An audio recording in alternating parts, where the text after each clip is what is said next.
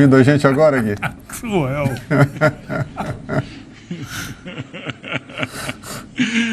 Ai, obrigado, Barreto. Desculpa, viu? É que realmente quando é uma participação mais longa, com várias informações, ficar com o sanduíche é muito difícil, né? De passar tudo para vocês. Então, desculpa esse improviso, mas agora tá tudo certo. A gente está aqui em frente, então, ao hotel da Seleção Brasileira. Todos os 23 convocados já chegaram. O último a chegar foi o Arthur, lateral direito do América Mineiro, que jogou no domingo às 6 da tarde em Belo Horizonte. Por isso que ele demorou um pouquinho mais para chegar. Hoje o Ramon Menezes já vai poder fazer um treino com todos os jogadores à disposição. E é engraçado a gente pensar, né, Barreto, na atual dinâmica da seleção brasileira, porque o Ramon é um técnico interino que vai comandar a seleção durante essa semana e no jogo de sábado. Ontem chegaram primeiros jogadores que atuam na Europa. Todos estavam à disposição para o treinamento. Vinícius Júnior, Casemiro, enfim, todos que atuam no futebol europeu já foram para o campo, e o Ramon já fez um treino bem puxado. O treino começou por volta das 5 da tarde e durou até 7 e pouquinho. Foi um treino puxado, e aí é engraçado, porque ele tem que realizar o trabalho dele, se impor diante dos jogadores, impor o trabalho dele, as ideias dele para esse jogo apenas, porque é aquilo, o Ramon não tem ainda para quem passar o bastão. Então o que ele está fazendo neste jogo funciona para este jogo, ainda não é um projeto de médio e longo prazo. E é claro também que ele está aproveitando para colocar algumas ideias que ele tem para o time dele, que ele de fato comanda, que é o Sub-20. Por isso que estão aqui 5 jogadores que participaram do Sul-Americano Sub-20, título da seleção brasileira. No fim de maio começa o Mundial Sub-20. Jogadores como Vitor Roque, Andrei, esses jogadores serão convocados para o Mundial Sub-20. E no ano que vem tem Olimpíada, né? Tem os Jogos de Paris 2024, seleção Sub-23 na Olimpíada, também não tem um comandante por enquanto. É muito provável que o Ramon Menezes assuma o posto de técnico da seleção olímpica. Então alguns jogadores com idade olímpica também estão aqui. Por exemplo, muita gente perguntou, a partir do momento em que o Richarlison foi cortado por causa de lesão, por que o Pedro não foi convocado? O Pedro vem jogando bem, fazendo gols, esteve na Copa do Mundo, mas sim o Yuri Alberto do Corinthians. E o Yuri Alberto tem idade olímpica. Então, o Ramon Menezes tendo que mesclar duas ideias, a da seleção principal para apenas um jogo e a do time Sub-20 que ele vai levar para o Mundial. Ontem participaram das entrevistas coletivas da seleção brasileira o André, volante do Fluminense, e o Vitor Roque, atacante do Atlético Paranaense. E aquilo, né, gente, para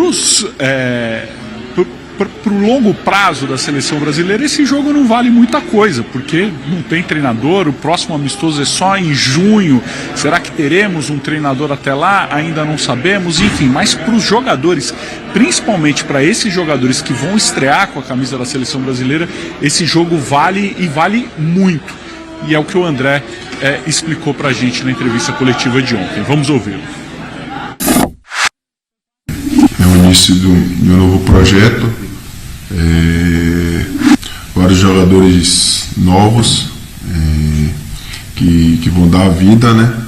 Ainda mais por se tratar do início, deixar uma boa impressão, e independente de quem vier, acho que o Brasil tem jogadores assim, de todos com nível Europa. Então acho que o que passou já ficou para trás, sobre a Copa do Mundo. Então é focar agora nesse novo início e trabalhar o máximo para chegar bem na Copa de 2026.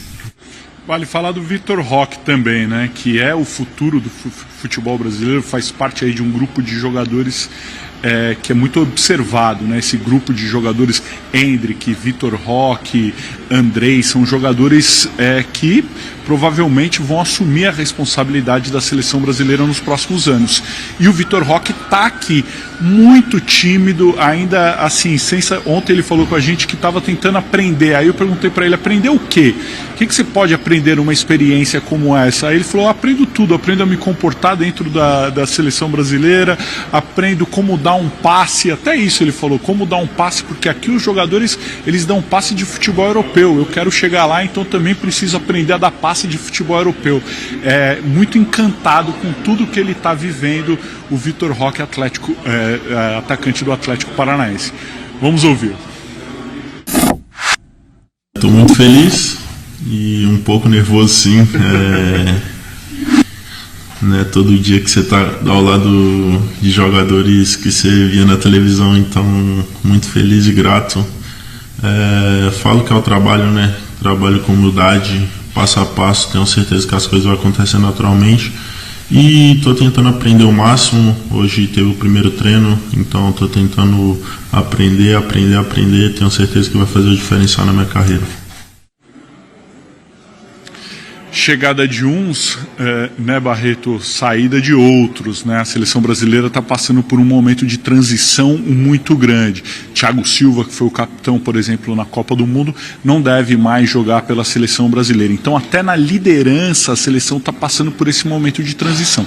E aqui já deu para perceber que quem está assumindo essa liderança é o Casemiro, principalmente porque o Marquinhos se machucou e não está aqui. Mas mesmo com o Marquinhos, quem está se comportando como o novo líder, o novo capitão da seleção é o Casemiro, jogador do Manchester United. Ele vem jogando muito bem no FIFA The Best, na festa de premiação da FIFA. Eu estava lá cobrindo, perguntei para ele como que ele estava em relação à seleção brasileira, o que ele pensava em relação ao futuro, e ele foi muito claro ao dizer, eu quero ir para mais uma Copa, quero levar a seleção brasileira para mais uma Copa do Mundo. E os jogadores ontem falaram sobre isso, sobre o quanto o Casemiro vem mexendo com todo mundo, falando que vai fazer trote, que todo mundo tem que treinar e treinar bem durante essa semana, apesar deste cenário sem treinador. Enfim, e na lateral direita existe, porque um dos líderes da era Tite foi o Danilo, o outro era o Daniel Alves. Daniel Alves está preso na Espanha, Danilo não deve mais também ser convocado para a seleção brasileira. Não deve mais, é difícil falar isso, né, gente? Desculpa, mas pelo menos nesse momento o Danilo não faz parte dos planos, porque realmente alguns jogadores mais novos estão assumindo esse protagonismo. E na lateral direito o Tite teve muita dificuldade para compor. Vamos lembrar que em algumas convocações já perto da Copa do Mundo, o Tite chamou apenas um lateral direito e improvisou o Militão lá na direita. Na Copa ele resolveu levar dois mais velhos, Daniel Alves e Danilo.